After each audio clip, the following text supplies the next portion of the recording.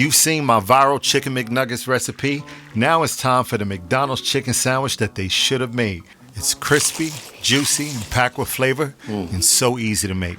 Let's get cooking. Now today we are in for a treat. You're gonna love this. So if you got here because you saw my chicken McNugget copycat video that is going extremely viral, this is really inspired by you. Everybody was saying, Miguel, why don't you take that chicken nugget recipe and make a huge chicken sandwich? I bet you it'd be delicious. Well, guess what? I listened, I tried it, and it is off the hook. So simple ingredients, the same way as we did the chicken nuggets. I'm taking a pound of chicken breasts. I mixed them with a half a pound of chicken thighs.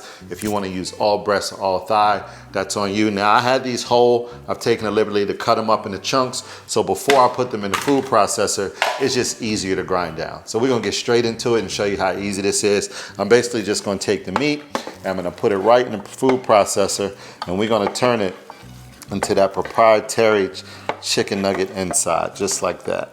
Now the next thing you need is just one egg. Very simple. Take one egg, you're gonna crack it and drop it right in. Now the base of the flavor of this is just like the nuggets, just souped up a little bit, because in your chicken sandwich, you wanna have a little more bite and flavor inside, right? So we're throwing in some garlic powder, we're throwing in some onion powder, we're throwing in some kosher salt, and don't worry, I'll give you all the correct measurements for this. Throwing a little paprika. I'm adding cayenne to this because that's really good on a chicken sandwich. And of course, a really great ingredient, I'm mixing celery salt with a little white pepper. But if you don't want to do that, don't worry about it. But I did hear that somewhere McDonald's uses that as one of their flavorings. And celery salt is actually very good. All right, once we got that all done, now it's time to put the top on and we blend it up.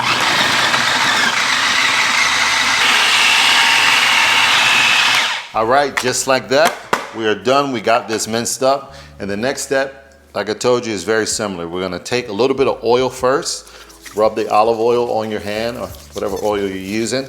It helps to better shape the actual chicken sandwich and it won't make it stick. So I'm just gonna take a spoon. You can use whatever method you choose, and I'm just gonna put a little bit in there like this, and we're just gonna pat this around and form a really, really big chicken sandwich size nugget, which is gonna be the base of your chicken sandwich, just like that.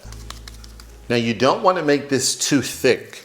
I believe the typical is about 3/4 of an inch, so this is a nice thickness here because you don't want the chicken sandwich overly thick. You wanna leave room for the crust and that gives the volume. So don't make it too thick. I think this is perfect.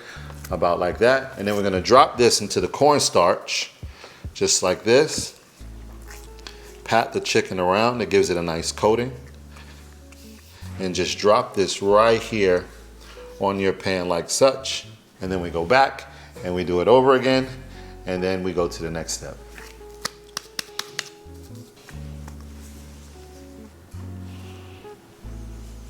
All right, so we got these done up. They all nicely uniform in the pan. We're gonna stick these in the freezer for about an hour, just because they're thicker. If you were doing the nuggets, 30 minutes is good enough. But if you have at least an hour, freeze them. The reason why it's really great is because now when we come back and we wet and dry batter, they hold together real nice. So we'll come back in an hour after we freeze these up. All right, we got the chicken out of the freezer. This has been in there about an hour or so for me. We have it's nice and firm, so we're able to work with it a lot better.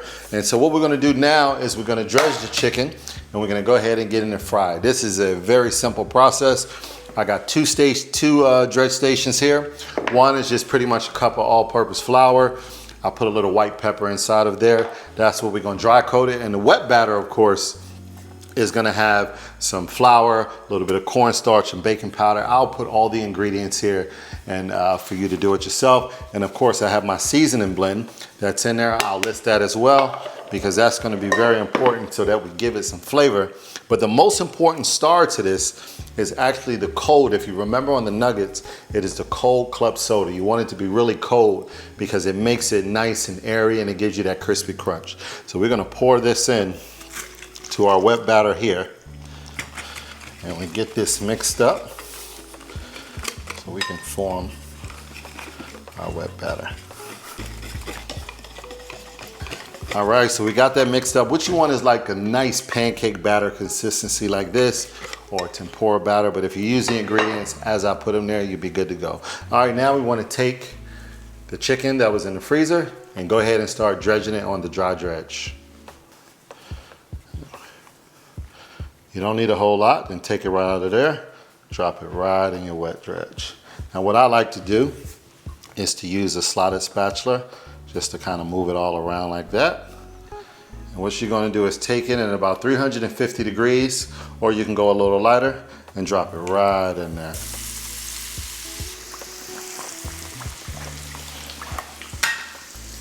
Now while this is cooking, what I also like to do, you'll get these nice little remnants of the flour. I like to keep my grease clean, so you just take your little strainer and just put them to the side so you can keep your grease clean. I also don't like to overpack my pan, so about 2 pieces, maybe 3 at the most is good enough, but I'd rather just do them in batches of 2.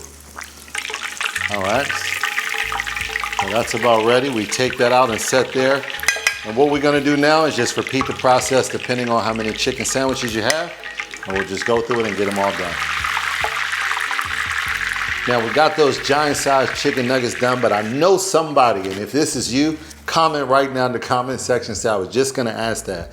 Somebody's gonna say, Miguel, do we have to grind up the chicken? What if we use the same batter, that beautiful chicken nugget batter, but on a standard chicken breast? Guess what? I'm doing that for you right now. So you'll just take your chicken breast, you'll do the dry dredge as you did earlier, take it out to dry dredge, drop it right into the batter. Take that just like you did the other one and drop it straight in there. Bring it over here and drop it right in the grease. Okay. Now we are just ready to plate our chicken sandwich. However, I had a little bit of that ground chicken left up, so what do I make? I turn them into chicken nuggets. So that's the beauty about it, is if you have some left over, you can literally just have a few chicken nuggets left that you can eat for yourself or give to the family.